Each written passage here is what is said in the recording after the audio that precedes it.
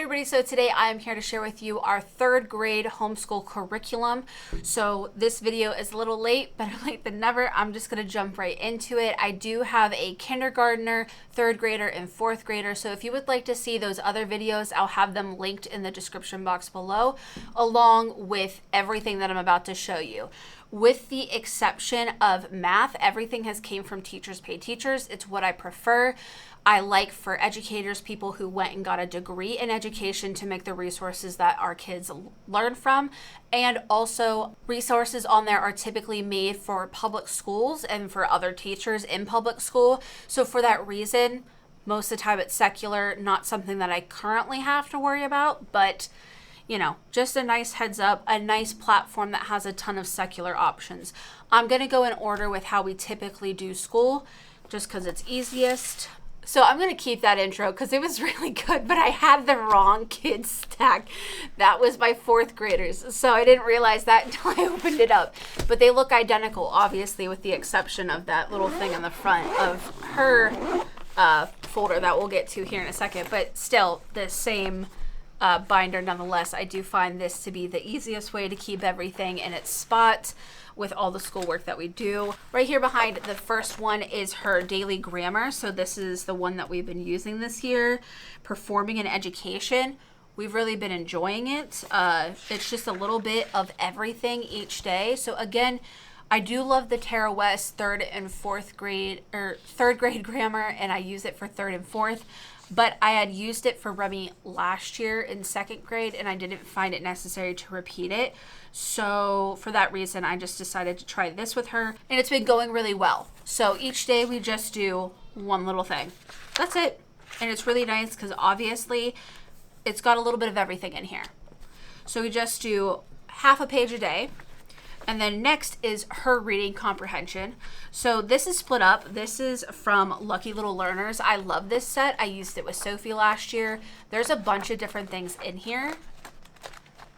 You can see the different titles up here. So sequence and steps. We've got characters, vocabulary, figurative language, nonfiction, text evidence, compare and contrast, a bunch of different types of reading. So this is where she reads whatever it might be that day, and then she has to answer questions from it. So there's that. We just do one of these a day as well. Each day it's something different. So I believe we ended this past week on the scrambled egg recipe, which she didn't even finish. She was so excited to make these. We didn't even actually end up finishing this. Fine, whatever. But yeah, so that's just a look at what it looks like with the reading comprehension. And then this is her social studies, but the first one was about the 3 branches of government.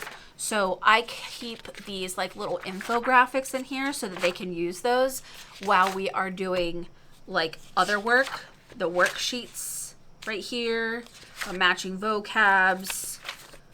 So this one is from Priceless Ponderings, and I've been enjoying it a lot with her. So that's a look at what social studies is. And again, we only do 1 page a day. And then this is her science, which I believe the girls have the same, the older ones have the same science as each other. This is also from Performing in Education. So again, just a couple pages to read. And then we've got stuff like this. So this is one day, this is the next, this is the next, you know, same thing, just one a day. That's fine.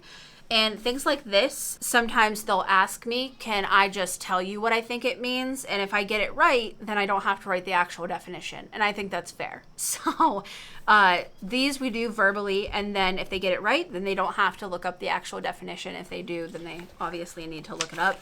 But yeah, we've been liking the science so far as well. That is her science, social studies, reading comprehension, grammar. And again, the math is going to be the same.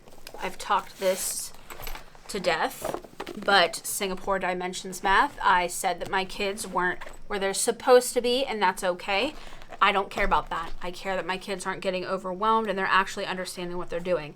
So if you don't watch any of my other videos, this is what it typically looks like. You have one lesson. You go until you see the pencil. So like with this day, we're going to go all the way back here. And then that will tell you where to pick up in the corresponding workbook. This also has a test booklet that I have for each of them. I have those put up, so those are in a separate place because it's not something we do every single day, obviously. But yeah, that's a look at it. So the workbook is not as colorful, but nonetheless, that is a look at the math and where she will be headed this year. And the good thing about this is that, you know, again, go as fast or as slow as you would like. And if they pick up speed, they pick up speed. And, you know, it's not uncommon for us to blow through a couple of these within a semester and then, you know, need to take it lighter. So I'm just trying to make sure that my kids aren't scarred and hate any part of school. And that's what's important to me. You'll see that we don't have the super traditional route of like trying to make everything as fast as possible. I don't like standardized testing. I don't like the pressure that is put on these kids. So we don't put that pressure on our kids. So for that reason, that's what everything looks like in hers. We've got plenty of years for trigonometry now. So anyways, last thing is her spelling. So this is what this looks like. This is from the Moffat sisters, or is it? Yeah, the Moffat girls. I'm sorry, not sisters, girls. So this is what each one looks like. I have yet to print out the list. I need to do that desperately. Each one comes with like a list on the front, but yeah. So each week you've got your words, and then each day you have an activity. So first day, second day, third day, fourth day, and then on the fifth day you take a test. Her test is currently hanging up because she did a great job on it. I think it's actually on the fridge. But yeah, so 4 days of activities, and then on the last day you go ahead and you take a spelling test. So that's what it looks like. It's real simple, kind of like the grammar. That's why we love it so much. But yeah, that's just all the way through. It's real easy. The kids enjoy it, so for that reason, I don't mess with it. But yeah, that is a look at everything for our third grade curriculum. If you guys have any questions, go ahead and leave them down in the comments below. If you guys hung out with me for the entire time, why don't we go ahead and put the crayon emoji in the comments so I know that you did. Thank you so much if you did stick around for the whole thing. If you guys enjoyed the video, make sure to give it a thumbs up. And as always, thanks for watching.